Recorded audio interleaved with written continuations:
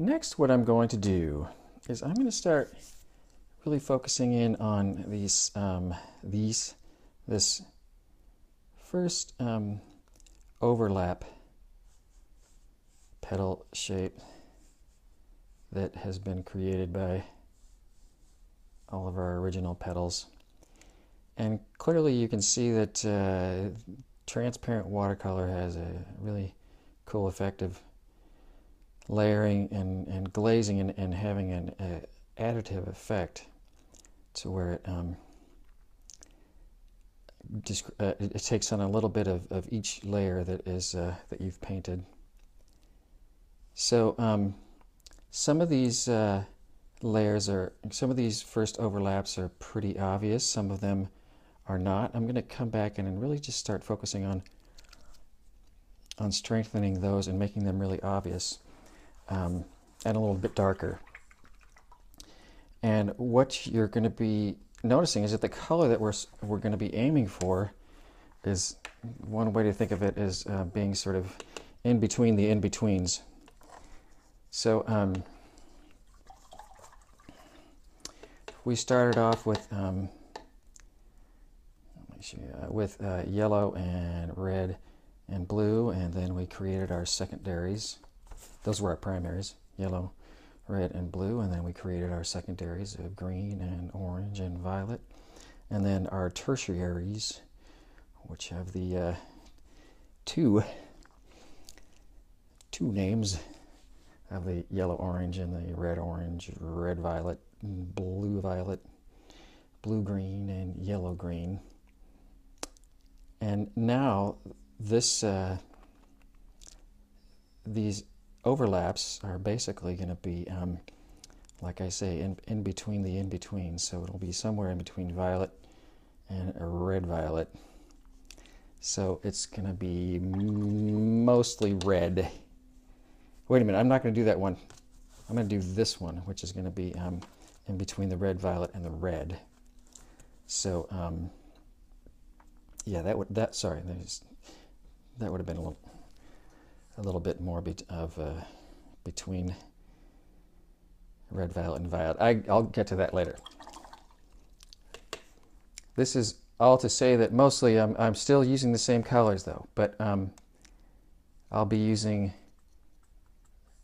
for my violets, I'll be using much more of the Quin Rose than the ultramarine blue to get a violet.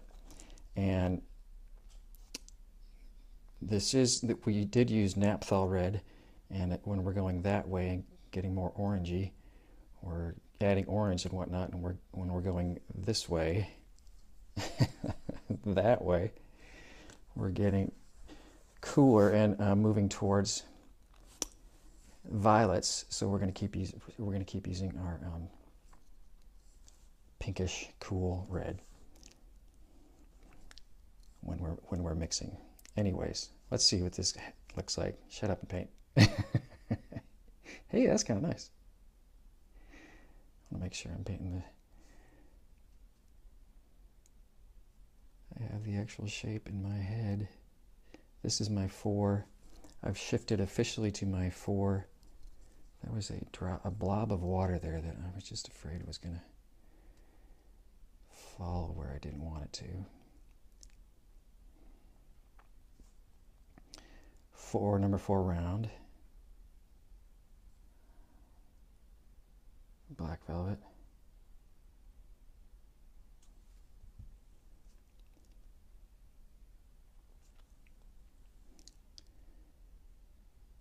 And same idea as when we're just layering and glazing for the swatches. Trying to use as light of a touch as I can. Kind of coaxing the paint around more than brushing it on. The more layers of paint that build up, the becomes a little bit harder for the watercolor, especially when it gets creamier and thicker, to really kind of flow. But it will still work. Let's see. let's kind of looking at my water and looking at, I want to do this one, this overlap here between the blue-green and the blue. So it's definitely going to be,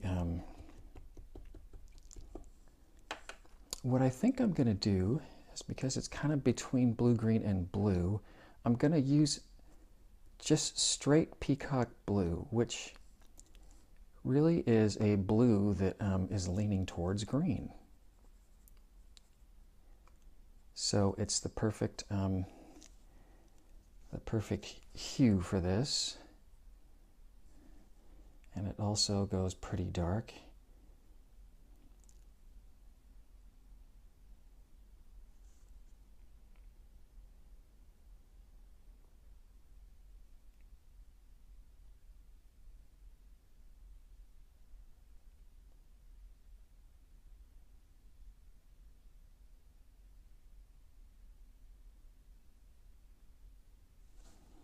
That was fun.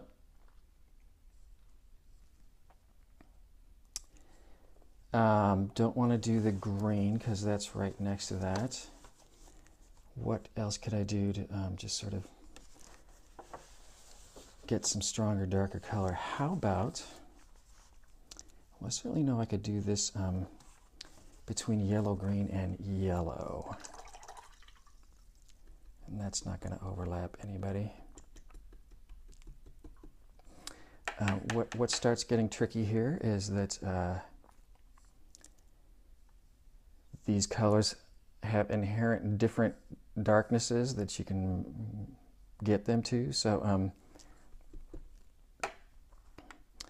we're juggling several things. So I do want to get a yellowy green. I want to see if I can get a yellowy green that is both in between yellow and yellow-green and darker. That is a decent size order, because yellow really won't go that dark. So I'm mixing some yellow and peacock blue. As I'm looking at it, I don't know that it's that much darker, but I'm going to go than what's already there. But I'm going to go for it anyways. Ooh, yeah, that is darker. I don't know that it's enjoyable, but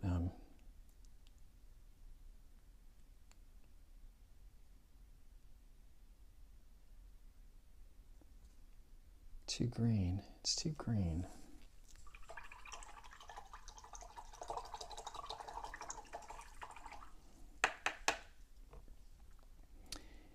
Let's, here's a good example of trying to do a little undo. I put that down, didn't like what it was doing, so I'm going to come back in and paint clear water, also known as white. Well, that doesn't make much sense, but I'm going to have to rethink that. And truth be told, what's happening right now might be exactly what I prefer.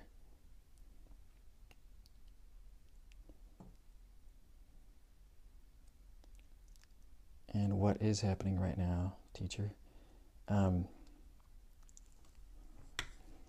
lifting out some of the paint, some of that stronger paint, the green, that was going too far green, and I'm kind of shoving it towards the edges. I'm coaxing it.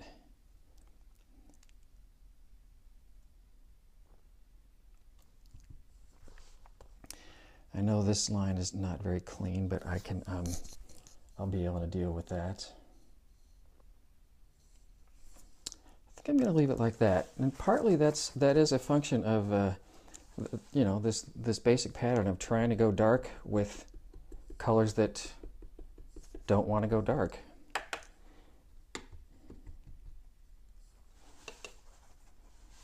let's see though. Now I'm gonna do last one for this little quick video is going to be I'll do this one that's in between orange and yellow orange. So that will be a combination of our naphthol red and azo yellow.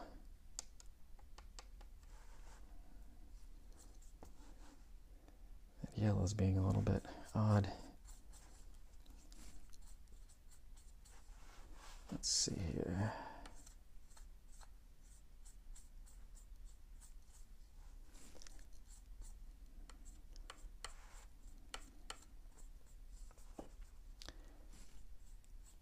So I really sort of want a yellowy orange as opposed to an orangey yellow. It's great eye training. A little too concentrated. Brought in some just water there.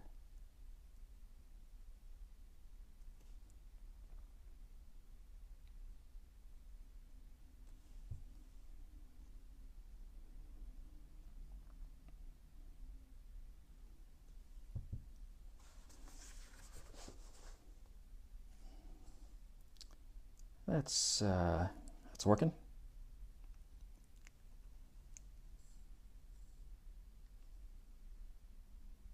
I think I will let things dry at this point.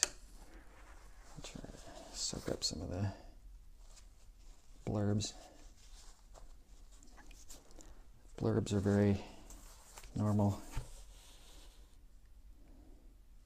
Sometimes I know a lot of artists who, just to get it over with, will splatter some color here and there so it looks like it was meant to be as opposed to a mistake. Let's let that dry.